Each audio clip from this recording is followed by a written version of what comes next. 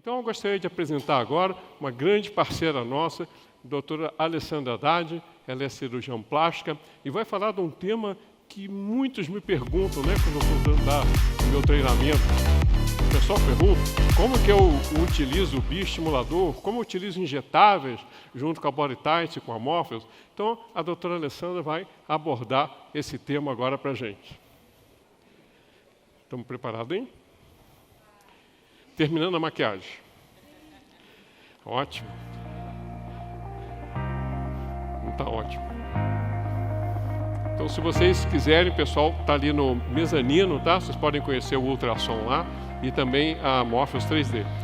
A doutora Alessandra, que bom tê-la aqui com a gente, viu? Obrigada, Álvaro. É um grande prazer estar aqui hoje de manhã.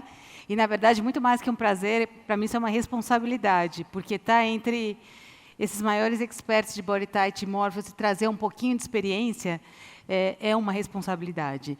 E eu queria falar um pouquinho sobre uma questão que vem muito ali no BetaImed, que é combinação de bioestimulador e Morpheus. Como, quando, por quê, qual é a razão disso. E, para falar disso, eu vou ter que voltar um pouquinho em mecanismo de ação de cada um dessas entidades, vamos dizer assim. Vou ter que falar um pouco de biologia tecidual, gente. Vou ter que descer um pouquinho na cadeira básica e falar sobre espessura dérmica, ou seja, a importância dessa espessura dérmica nos tratamentos que nós estamos focando justamente em derme. E trazer um pouco para vocês do que é o meu conceito de Skin Quality Priming, que é alguma coisa que eu uso no consultório de rotina, no meu dia a dia. Dividir isso com vocês. Vamos lá. Todo mundo sabe que a pele envelhecida tem milhares de critérios, mas não vim aqui falar sobre isso. Vim falar sobre um específico, que é a matriz extracelular. A gente esquece dessa entidade, matriz extracelular, que é a coisa mais importante e mais fundamental para o bom funcionamento de todas as tecnologias que nós estamos falando. Na matriz extracelular, as fibras de colágeno e elastina ficam e se depositam. Ela é o grande depósito, reservatório de água que nós temos na nossa pele, e ela também é onde estão os fibroblastos, estes operários que vão fazer o colágeno. Então, sem uma matriz extracelular saudável, não tem uma derme que seja funcional, não tem uma derme que vá responder aos tratamentos. Esse foi o conceito número 1. Conceito número 2. Com a idade, o que acontece? Nós temos uma redução da ação dos fibroblastos. E não só uma redução da sua ação, mas também no seu número absoluto. Ou seja, eu tenho menos operários e mais preguiçosos para fazer colágeno. Se eu tenho menos operários e mais preguiçosos, como é que eu vou induzir a formação de colágeno se eu não chamar mais soldados para combater essa batalha da falta de colágeno? Então, este decréscimo do número e da atividade dos fibroblastos é extremamente importante que a gente tenha em mente quando for fazer essa escolha. Terceiro ponto importante aqui. A gente tem a queda de colágeno, sim, mas a queda de elastina ela é até mais abrupta do que a queda de colágeno. Ela cai abruptamente a partir dos 40 anos. E essa elastina é mais dificilmente reposta pelas tecnologias. Então, nós precisamos também ter em mente esse conceito da reposição da elastina, não só do colágeno. E aí, como que o bioestimulador age? Vou falar de polilático, mas os outros bioestimuladores pode ser que também sejam bem-vindos. Essa é a minha experiência pessoal. Quando você coloca um bioestimulador no corpo, o que acontece? Ele funciona como um corpo estranho e atrai a resposta imunológica. Vem monócitos, esses monócitos se transformam em macrófagos. Esses macrófagos tentam, vamos dizer, absorver aquele corpo estranho, não conseguem. O que eles fazem? Uma reação de células gigantes e liberam citocinas. A citocina traz o fibroblasto e aí eu tenho o quê? Um aumento de fibroblastos na minha área. Com esse aumento de fibroblastos na minha área, eu tenho então, a realização de uma malha de colágeno. O fibroblasto é o operário que vai produzir o colágeno. Então, eu tenho uma criação de uma malha de colágeno nessa região, que, apesar do produto, mesmo que o produto vá embora, ele continua na minha área. Ou seja, eu aumentei os meus soldados.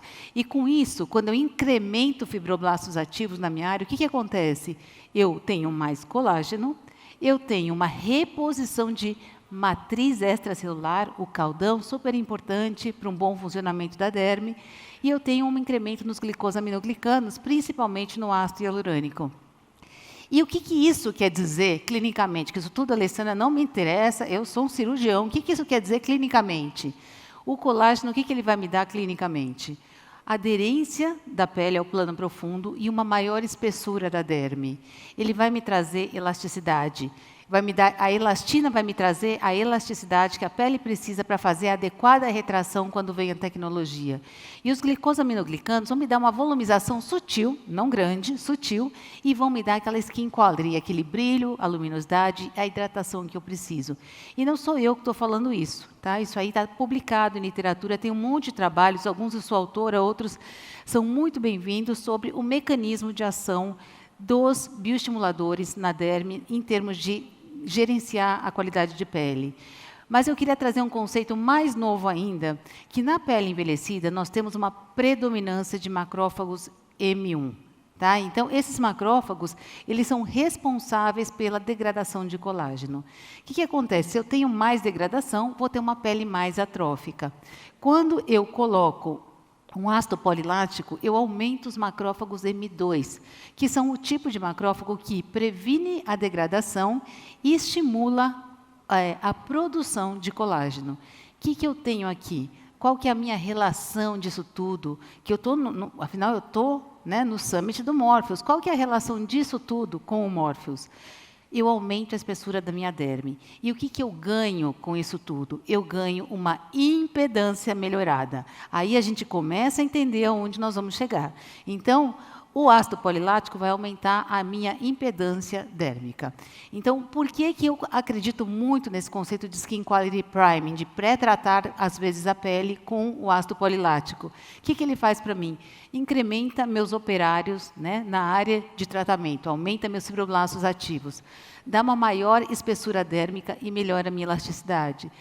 Além disso, ele aumenta a minha impedância tecidual localizadamente. Então, por isso, eu acredito muito, às vezes, nesse preparo, nesse priming da pele, antes do tratamento com Morpheus, especificamente em alguns tipos de pele. E aí, vimos o mecanismo de ação dos bioestimuladores, e agora vamos ver como é que o Morpheus age, que é diferente. Como é que ele produz colágeno? Ele tem duas maneiras. A primeira, ele chega lá no colágeno que está velhinho, na elastina que está velhinho, empurra para a periferia e remodela esse colágeno que já está existente naquela área.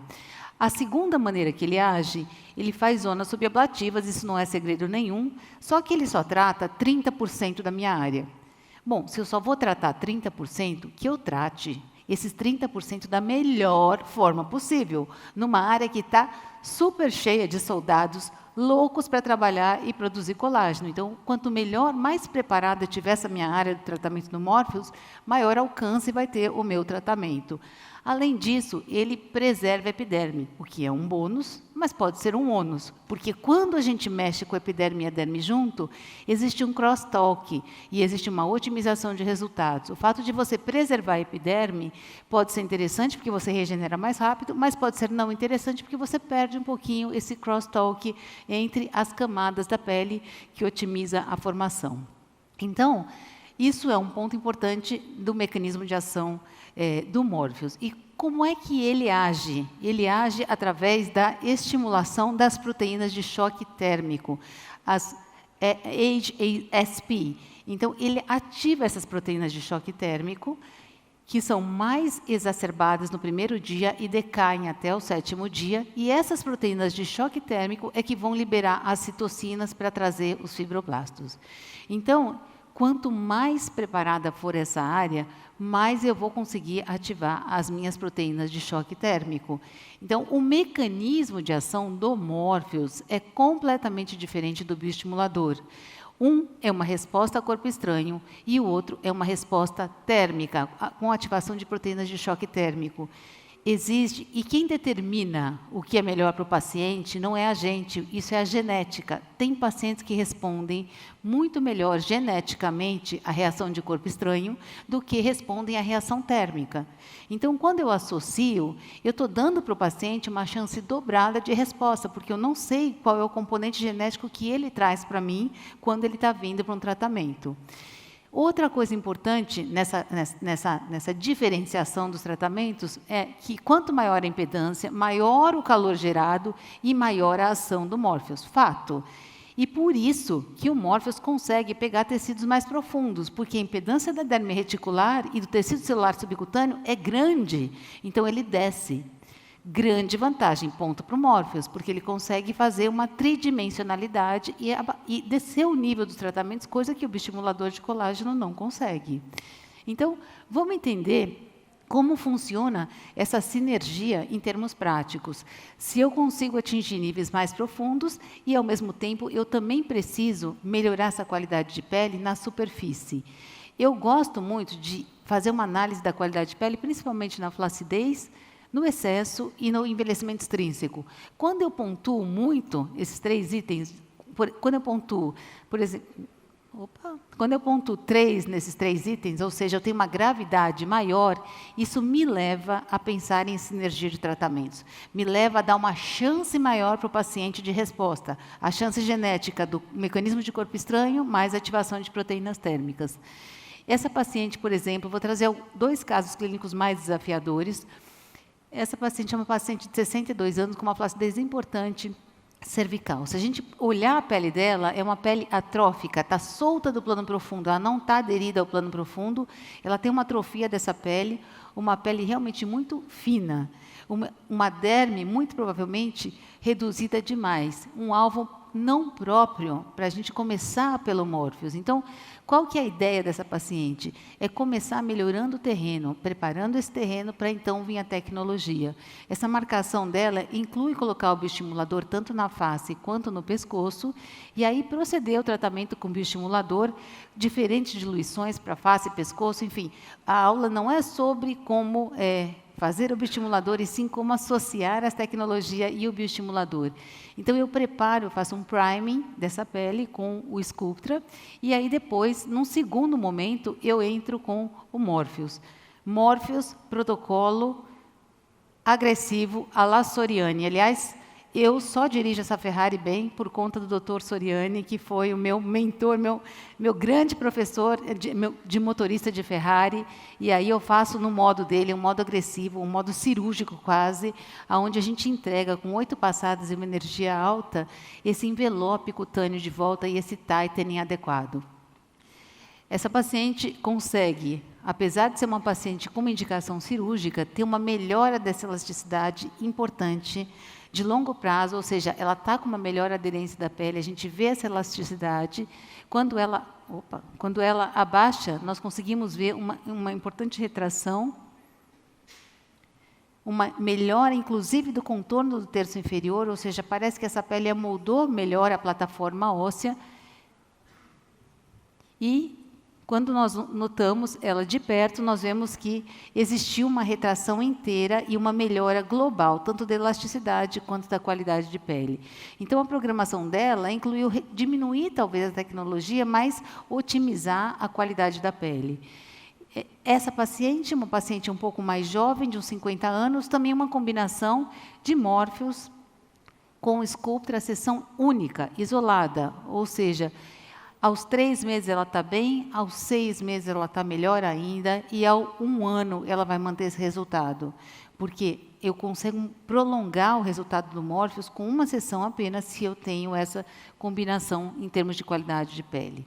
Essa aqui é uma paciente que nós tivemos um desafio ali num evento que nós tivemos, eu e o Dr. Carrijo, que era tratar pacientes desafiadoras no terço inferior. Então, essa é uma paciente do meu amigo, meu amigão, Dr. Carrijo, que é uma paciente de 58 anos, que, sem dúvida, é uma paciente cirúrgica, mas o desafio era tudo menos cirurgia.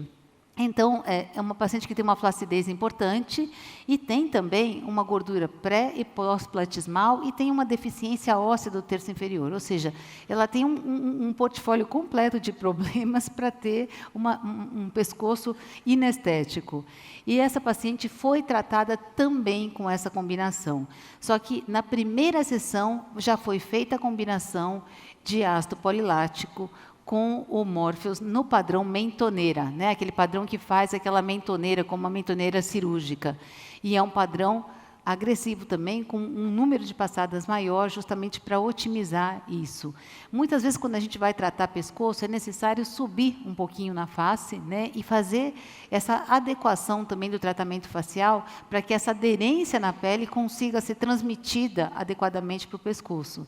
Então, foi feito o tratamento da face, foi estendido num segundo momento o tratamento dela também para a região facial, e aí, num terceiro momento, ela foi complementada com toxina e um pouco de ácido hialurônico para projetar o mento dela.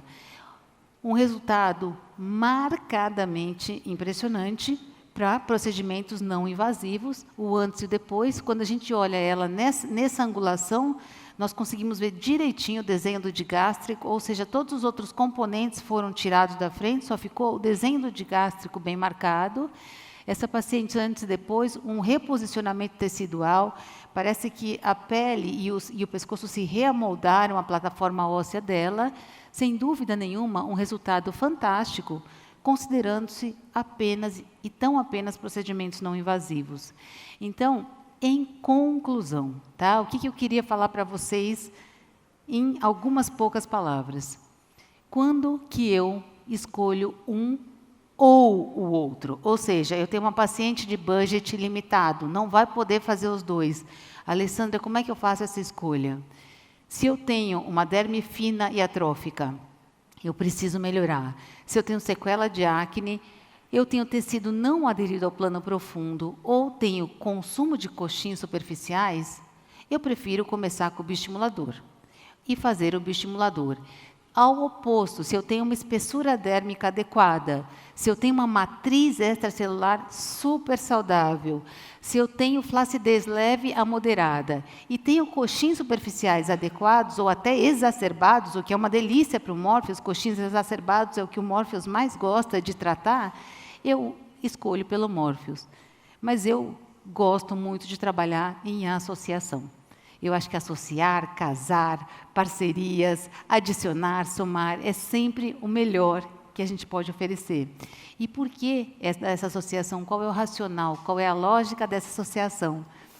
Eu começo com estímulo biológico, eu atuo em macrófagos tipo 2, coisa que a tecnologia não consegue fazer, eu prolongo os meus resultados clínicos, aumento os meus operários, meus fibroblastos na área. Daí eu venho com a tecnologia e o que ela faz? Ela faz um estímulo adicional nas proteínas de choque térmico. Então, se eu dou uma chance para o meu paciente, se geneticamente ele responde melhor ao corpo estranho, ok. Se geneticamente ele responde melhor à tecnologia, melhor ainda. Eu tenho um estímulo adicional aos miofibroblastos e eu consigo descer mais o meu tratamento, ampliando a minha profundidade tridimensional. Espero que eu tenha conseguido, em 15 minutos, passar esses anos todos de experiência que eu tenho e fico à disposição para discutir qualquer dúvida que vocês possam ter. Muito, muito obrigada. Oh, que ótimo, Alessandra, que aula maravilhosa. Aguenta um pouquinho aí, porque o Moshe ficou tão entusiasmado com a sua aula que ele quer fazer 2 perguntinhas rápidas para você. Of course. Moshe, your questions. Okay. My first question, your before and after pictures are great. How many Morpheus treatment did you do on each one of those cases? This is one time? How many? I did 2, in the first patient, 2 sculpture treatments before the Morpheus and only 1 single Morpheus session with 8 passes. A very high level energy and 8 passes. Okay, 8 sequential passes. Okay. The second patient was treated with only 1 session of Morpheus combined with the polylactic acid. Yes. And then she did a second session using HIFU and toxin and hyaluronic acid, but just 1 single session. That's it, not Carrijo? Sure. Okay. Now, my second question, how deep you go in your treatment with Morpheus? How deep you go? I go depending on the tissue that I am and depending on the patient, but I go from 5 to 2, up to 2, and sometimes I even use the body tip, The body handpiece. the body handpiece, if I have a more thick fat, like a heavy face. Let's see. Okay. Then I go with the other tip, and in certain areas I go up to 7 or 6, especially in the submental area. So I change my tip according to the skin type of the patient, and I adjust my depth according to the assessment of the skin and the fat components in that area. When you go deep, do you do another session with less depth? You do like 5 millimeter, 3 millimeter, or you do one depth at the session? No. I always add different depths in the same area. I never use only one single depth, because I think when you add specific depths, then you optimize the outcomes, because you are treating the whole extension of the tissue. Thank you very much. You're welcome. Thank you. Muito obrigado, doutora Alessandra.